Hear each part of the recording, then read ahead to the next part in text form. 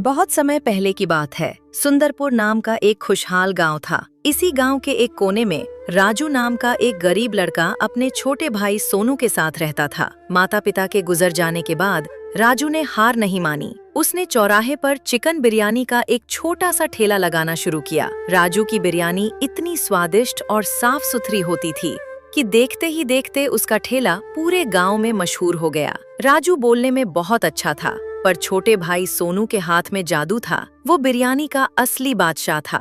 अरे सुखदेव, क्यों जबरदस्ती खींच लाया? अपनी पूरी जिंदगी सूखी रोटी में कट गई। इस उम्र में बिरयानी खाना हमें शोभा नहीं देता, और पैसे भी नहीं है मेरे पास। चुप कर यार, ये कोई बड़ा होटल नहीं है। हमारे राजू सोनू का ठेला है। सिर्फ 30 रुपए में भरपेट खिलाते हैं। आज तू स्वाद चख ही ले।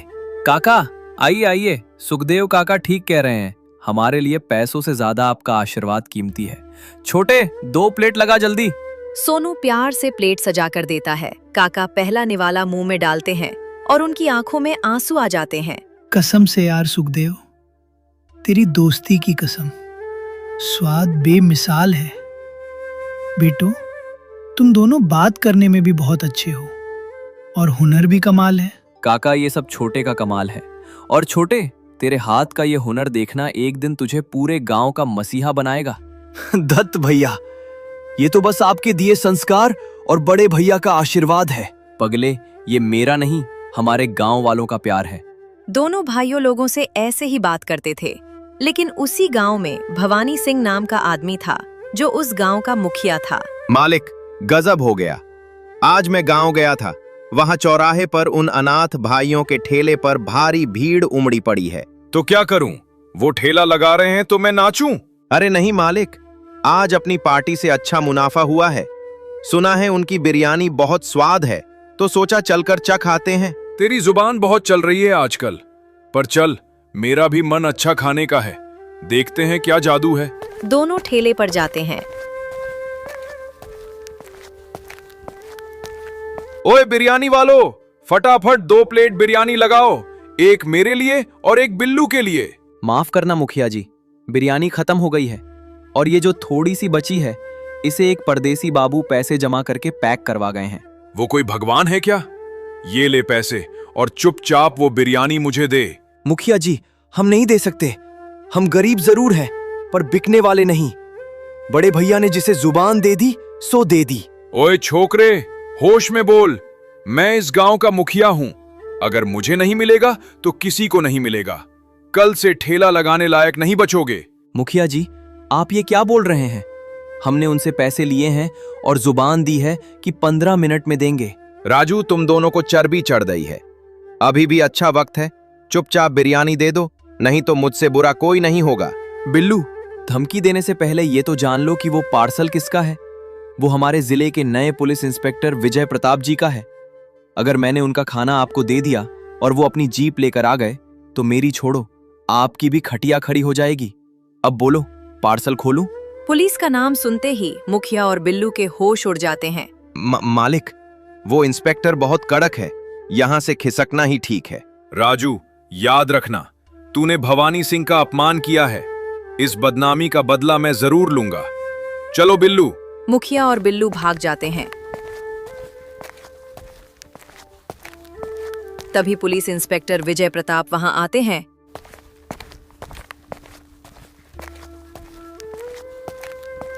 जय हिंद राजू भाई, हमारा पार्सल तैयार है या नहीं?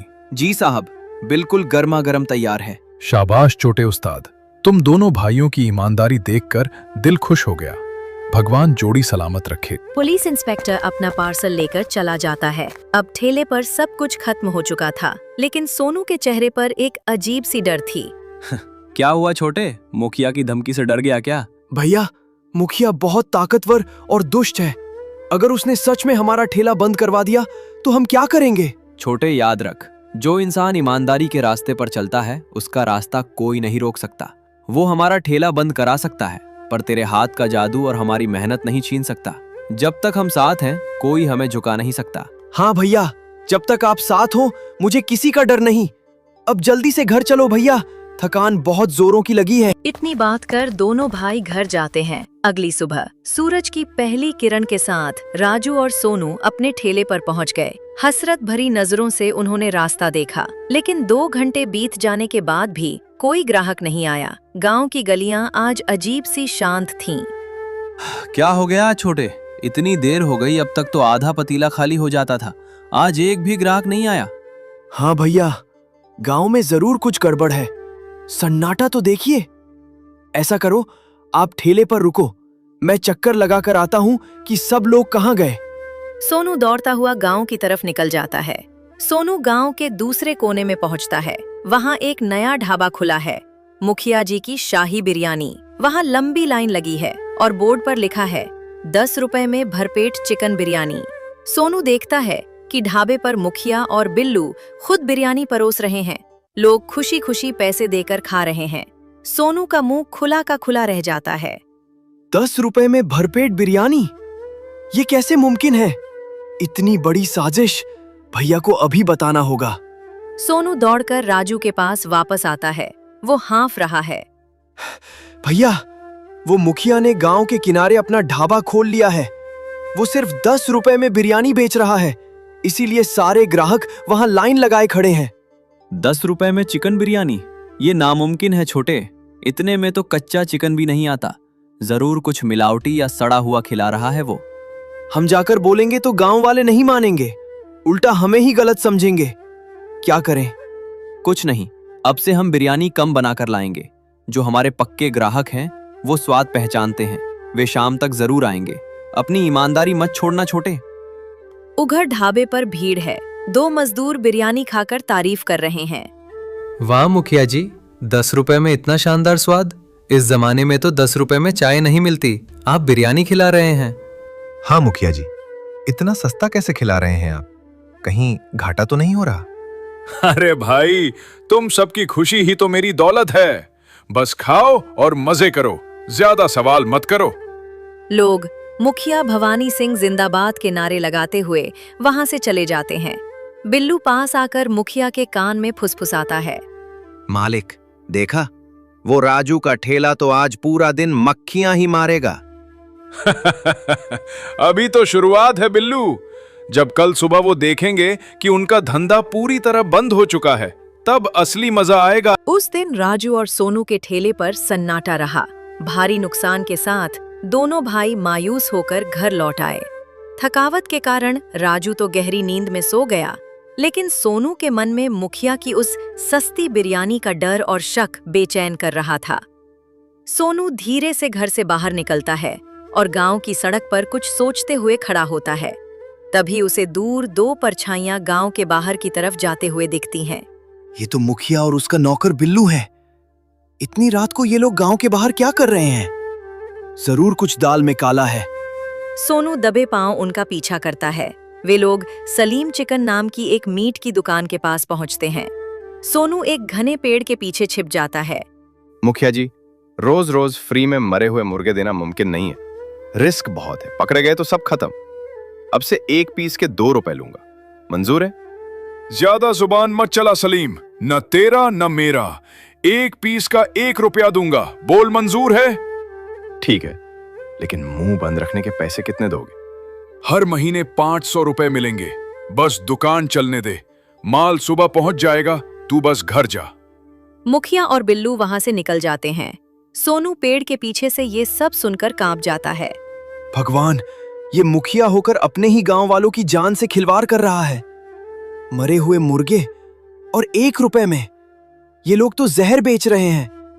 पर अगर मैंने अभी जाकर गांव वालों को बताया तो वो इस लालची मुखिया पर यकीन नहीं करेंगे। अभी घर जाता हूं, भैया को सब बता दूंगा।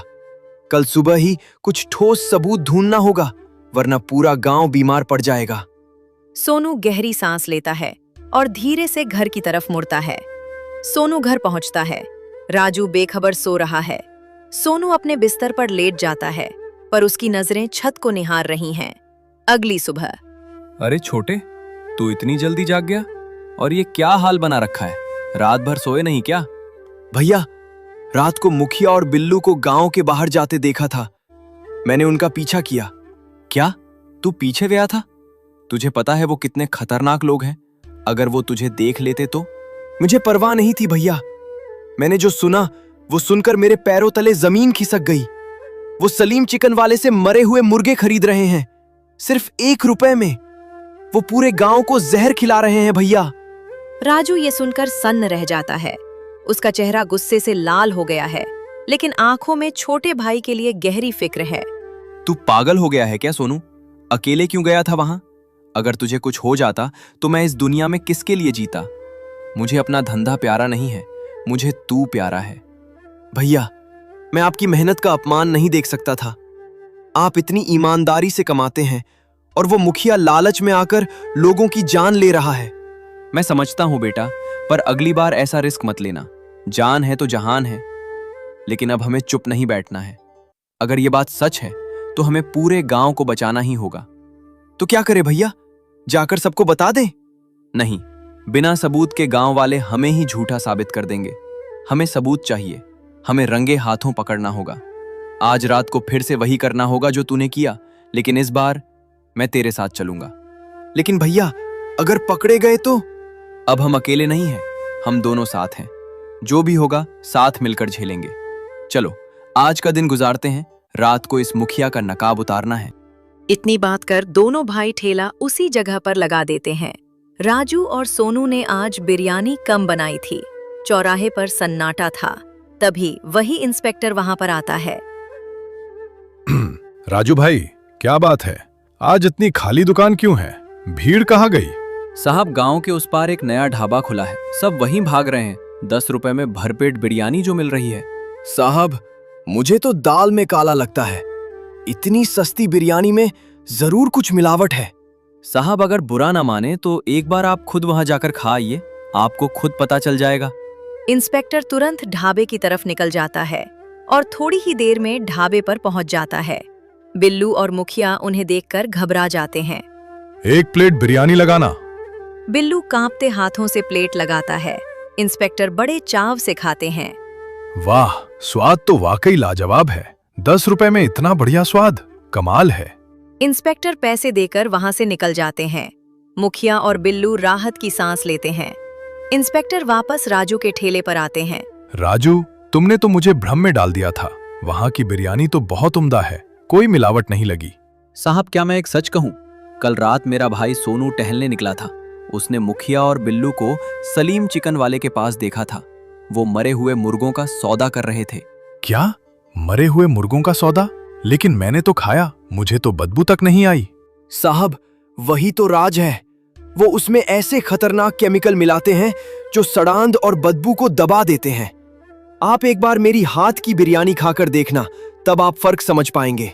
ठीक है, चलो अपनी बिरयानी पैक कर दो। पेट अभी भरा है, घर जाकर खाऊंगा और गौर से देखूंगा। इतना बोलकर इंस्पेक्टर वहां से चला जाता है। उधर बिल्लू और मुखिया।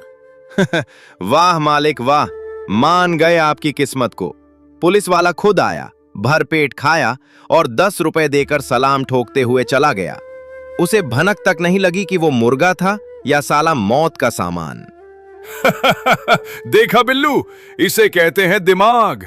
वो कानून का रखवाला खुद को बहुत 30 मार खां समझता है ना, पर भवानी सिंह के इस मास्टरमाइंड प्लान के आगे उसकी बत्ती भी गुल हो गई। अरे, जब पुलिस का बड़ा अफसर हमारे झांसे में आ गया तो ये गांव वाले तो साले सीधे साधे और बेवकूफ हैं। ये तो बस उंगलियां चाटते रहेंगे और हमारी तिजोरी भरते रहेंगे। बिल्कुल ठीक कहा मालिक, पर वो जो चौराहा वाला राजू और उसका छोटा भाई सोनू है ना, वो आज सुबह से मुंह लटकाए बैठे हैं। उनकी दुकान पर तो आज कुत्ता भी नहीं गया। आया बड़ा ईमानदारी का चोगा पहनकर घूमने वाला। उस दिन पुलिस का रौब दिखाकर मुझे डरा रहा था ना, मेरी बेइज्जती की थी उसने सबके सामने। अब देख, उसकी औकात मैंने उसे 2 दिन में दिखा दी। अब बैठा रहे मक्खियां मारते हुए। हाँ मालिक, उसकी तो हेकड़ी ही निकल गई। पर मालिक, अगर ये मरे हुए मुर्गे खाकर गांव में कोई बीमार पड़ गया तो? अगर किसी को शक हो गया तो क्या करेंगे? अबे ओए बिल्लू, ज्यादा दिमाग मत दौड़ा। बीमार पड़ेंगे तो कोई ना कोई बहाना मार देंगे कि मौसम खराब है, पानी दूषित है। और वैसे भी मैं इस गांव का मुखिया हूं। अस्पताल का डॉक्टर हो या गांव की पंचायत, सब मेरी जेब में रहते हैं। फैसला मेरे ही हक में आएगा। उस 2 टके के अनाथ राजू की औकात क्या है जो मेरा बाल भी बांका कर सके। अब उसका ये 30 रुपए का ठेला बहुत जल्द शमशान घाट बन जाएगा। अगली सुबह पुलिस सीधे मदन के घर जाता है और अपने पेट में हुए दर्द को बताता है। तब राजू पुलिस को लेकर मुखिया के ढाबे पर जाता है और बिरयानी की जांच करने को कहता है। इंस्पेक्टर बिरयानी की जांच करता है और बिरयानी में मिलावट होने के कारण बिल्लू और मुखिया को थाने लेकर चला जाता है। सीख: मुनाफे के लिए कभी किसी के सेहत के साथ खिलवाड़ न करे।